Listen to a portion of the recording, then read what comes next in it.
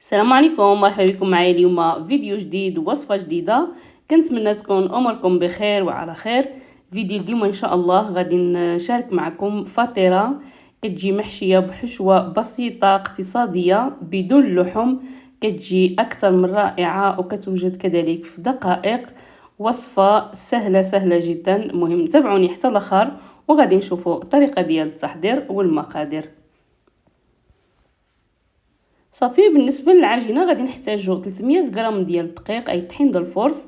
غادي نعمل هنايا ملعقه صغيره ديال الزعتر، ملعقه صغيره كذلك ثوم بودره وشويه ديال السودانيه، زيت، ملعقه صغيره ديال الملح وملعقه صغيره كذلك ديال الخميره فوريه. هنايا زدت جوج معالق كبارين مملوئين بزيت الزيتون، وعملت ملعقه صغيره ديال السكر بني، تقدروا تعملوا السكر بياض اولا كتعوضوه بملعقه صغيره كذلك ديال العسل. صافي كنبدا نجمع العجينه ما كتحتاجش الدلك، غير غادي نحاولوا نجمعوها بالماء شويه يكون دافي، وكنبدا نجمع العجين صافي غير شويه بشويه. مهم ما كتحتاجش الدلك غير حتى نحصلوا على عجينه مجموعه. غادي نحتاجوا كذلك شويه ديال الزيت، يكون شويه زايد، وغادي ندهنوها وغادي نخليوها في البول ترتاح واحد شويه على بد من نوجدوا الحشوه. صافي غادي نغطيها بواحد بلاستيك غذائي ونخليها هنايا، وغادي ندوزو نشوفوا الحشوه. بالنسبه للحشوه سهله جدا واقتصاديه. غادي نحتاجو فيها غير بصله خضاريه اللي قطعتها صغيره، وعندي هنايا شويه ديال السبانيغ اللي سلقتهم شويه واحد نص سلقه بالماء والملح. وغادي نحتاج التوابل. بالنسبه للتوابل عملت ملعقه صغيره ديال الكمون وملعقه صغيره كذلك ديال التحميره، وعملت اعشاب منسمه، عملت الحبق وعملت شويه الزعتر. تقدروا تعملوا نتوما اي اعشاب مناسبه عندكم. هنايا زيت 4 ديال المعالق كبارين ديال الجبن كريمي، تقدروا تعملوا اي نوع ديال الجبن كذلك عندكم متوفر. انا هادشي اللي كان عندي هنايا.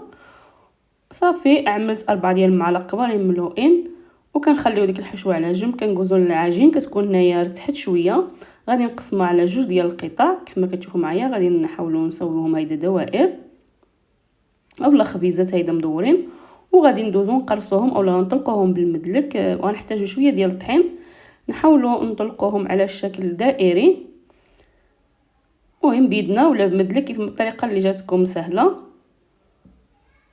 صافي غادي نهزها مباشره، غادي نعملها في الطاوه اللي غندخلوها نفران. غتكون عندي مفرشه بالورق ديال الطبخ ولا الورق ديال الزبده. صافي كنحاولوا نساويوها.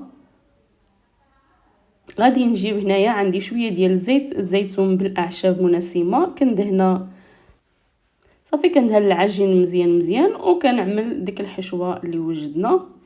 صافي كنوضعها هي فوق الخبز، كنحاول نساويها هيدا بالملعقه اولا بسباتولا. المهم نحاولوا ما نخرجوهاش شويه على الجناب باش نعملوا العجين الثاني فوق الفطيره ديالنا. صافي كنساويوها هيدا. كنجيب عندي هنايا قطع ديال الجبن ديال الساندويش اولا كتعملوا جبن موزاريلا. المهم الاجبان انا بحال اللي قلت لكم تعملوا اي نوع ديال الاجبان عندكم. صافي كنشبروا القطعه الثانيه كذلك كنطلقوها بنفس الشيء. نحاولوا كذلك بحال اللي قلت لكم نجيبوها دائريه باش تجي قد خطه. صافي كنهزها كذلك بالمدلك مباشره، كنوضعها فوق الفطيره ديالنا. كنحاول نسوي لها الجناب مزيان، غير نضغطوا عليها ما تخافوش يعني تخرج لكم الحشوه، بما ان احنا الحشوه ما خرجناهاش على الحواشي.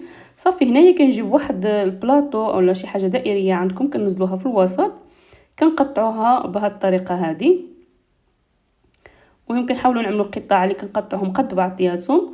كنجيبوا في الوسط كنعملوا فيها هيدا واحد الثقوب بالموس ولا بالمتيك اي حاجه. صافي كنجيبوا ديك العجينه اللي قطعنا كنحاولوا نلووها هيدا بهذه الطريقه هذه. يعني ما تخافوش تخرج لكم الحشوه ماشي مشكل. صافي كنستمر كنلوي العجين كامل بهذه الطريقه هذه حتى كنكملها كامله. هنايا عندي البيضه مكموله، عملت فيها قطرات من صوص الصوجه اولا كتعملوا شويه ديال الحليب ولا الخل. صافي غادي ندهنوا الفطيره ديالنا مزيان حتى كندهنوها كامله. في هذا الاثناء عندي الفران كيسخن، مهم شعلالو غير من تحت حتى تطيب الفطيره ديالنا من تحت، عاد كنشعلوا النار من فوقي. صافي غادي نكملها هيدا بالدهين كامله، وغادي نزيد عليها كذلك التزيين شويه ديال سانوج اولا حبه سوداء ولا الجنجلان كتقدروا تزينوها باش ما بغيتو كيبقى التزيين اختياري. صافي غادي ندخلها الفرن ان شاء الله وغادي نرجعوا باش نشوفوا الشكل النهائي ديالها. صافي هنايا من بعد ما طابت كتاخذ هذا اللون هيدا ذهبي، كتجي صراحه رائعه لذيذه بزاف. الشكل ديالها كيجي اكثر من روعه واللذه ما نقولكمش. المهم كنتمنى الوصفه اليوم تنال الاعجاب ديالكم وتجربوها، وشكرا جزيلا على المتابعه. والسلام عليكم، مع السلامه، حتى الفيديو القادم ان شاء الله.